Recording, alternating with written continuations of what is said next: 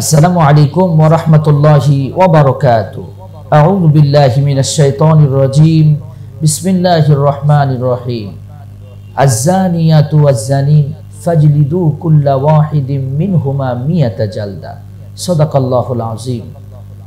নিঃসন্দেহে আপনারা একটা ঘটনা দেখেছেন, পশুত্বকেও হার মানিয়েছে।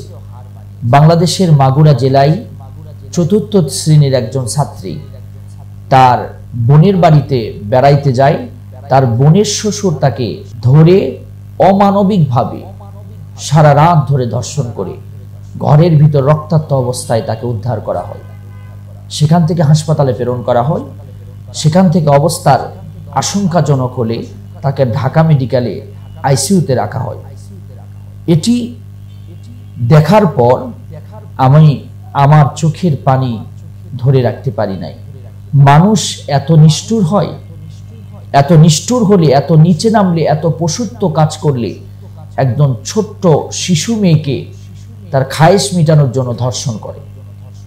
এটা নিঃসন্দেহে নেক্কারজনক এবং দুঃখজনক একটি বিষয়।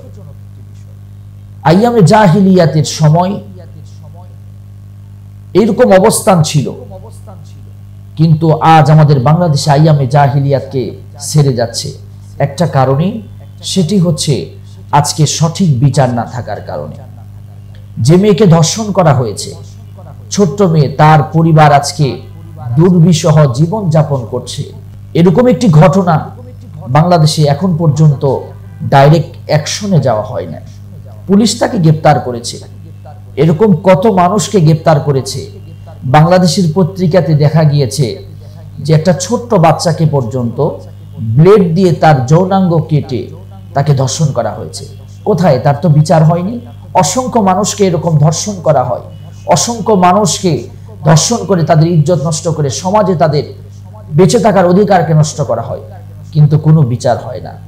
বিচার হবে না, তবে বিচার হবে একটি জিনিসকে ফলো করলে, সেটি হচ্ছে আল কোরআনে কারীমের আইন যদি ফলো করা হয় তাহলে বিচার হবে এবং ধর্ষণের সংখ্যা দিন দিন কমে যাবে। আজকে ধর্ষণে আমাদের দেশে সেন্সরি করা হয়, তাদেরকে মিষ্টি খাওয়ানো হয়, তাদের বিচার হয় না। কিন্তু অন্যান্য দেশে ধর্ষণ হলে অনেক দেশে মৃত্যুদণ্ড, অনেক দেশে ডাইরেক্ট যাবজ্জীবন কারাদণ্ড। ধর্ষণের ব্যাপারে আল্লাহ তাআলা সুন্দর করে ফয়সালা দিয়েছেন সূরা আন-নূরের ভিতরে। আয-যানিয়াতু ওয়াজ-যানি ফাজলিদু কুল্লা ওয়াহিদিম মিনহুমা মিয়াতা জালদা।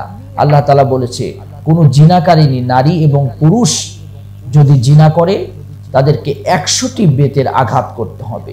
আর যদি কেউ বিবাহিত হয় তাহলে তাকে রসম করে, তাকে পাথর নিক্ষেপ করে দুনিয়া থেকে বিদায় করে দিতে হবে।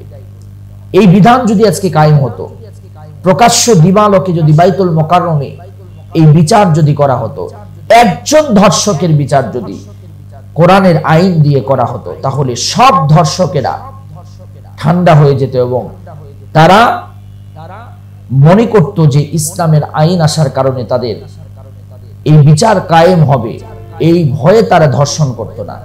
তাহলে আল্লাহর কোরআনে কারীম ১৫০০ বছর আগে এর ফয়সালা দিয়েছেন।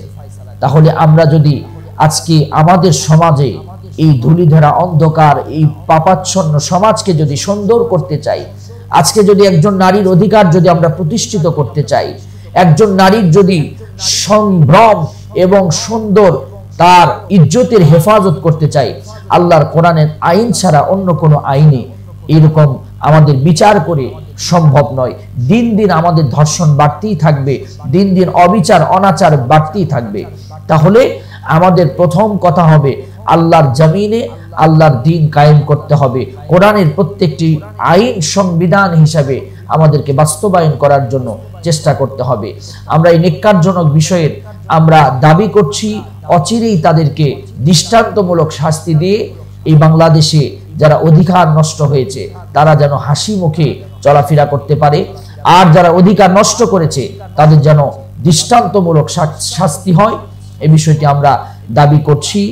আর আরেকটি জিনিস দাবি করছি, আসুন আমরা সকলে মিলে আল্লাহর কোরআনের প্রত্যেকটা আইনকে আঁকড়ে ধরি। ইনশাআল্লাহ আল্লাহর কোরআনের আইনে আমাদের শান্তি এবং মুক্তি মিলবে। আল্লাহ তাআলা আমাদের কোরআনের আইনগুলো মেনে নেওয়ার তৌফিক আল্লাহ তাআলা দান করুন। আসসালামু আলাইকুম ওয়া রাহমাতুল্লাহি ওয়া বারাকাতুহু।